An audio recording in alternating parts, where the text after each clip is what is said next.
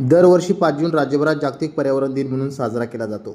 याच दिनाचे औचित्य साधत वॉटरशेड ऑर्गनायझेशन ट्रस्ट आणि नोमुरा कंपनी यांच्या संयुक्त विद्यमाने ग्राम समुदायाचे बळकटीकरण पाणी व्यवस्थापन प्रकल्पांतर्गत ठाणे जिल्ह्याच्या शहापूर तालुक्यातील ठिळे गावातील शेतकऱ्यांना हवामान बदल आणि शाश्वत शेती याविषयी मार्गदर्शन करण्यात आलं।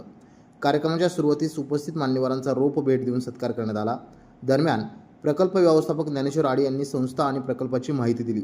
तसेच वॉटर संस्थेचे कृषीतज्ञ युवराज साळवे यांनी बदलत्या हवामानाचा आणि निनोच्या परिणामांचा शेतपिकांवर होणारा प्रभाव याविषयी सखोल मार्गदर्शन केलं। तर सहाय्यक कृषी अधिकारी सूरज सूर्यवंशी यांनी कृषी विभागामार्फत राबवण्यात येणाऱ्या विविध योजनांची माहिती दिली। विनोद कदम यांनी रासायनिक खतांच्या अतिवापरामुळे होणारे दुष्परिणाम तसेच त्यावरील पर्याय म्हणून गोकृपामृताचे महत्त्व समजावून सांगितलं आणि त्या संदर्भात विशेष प्रात्यक्षिकही सादर करण्यात आली। या कार्यक्रमास ठिळे गावचे ग्रामसेवक शेलवले, पोलीस पाटील संदीप लकडे यांनी पर्यावरण संवर्धनासाठी प्रत्येकाने वृक्षारोपण करून वृक्ष संवर्धन करण्याचं आवाहनही केलं।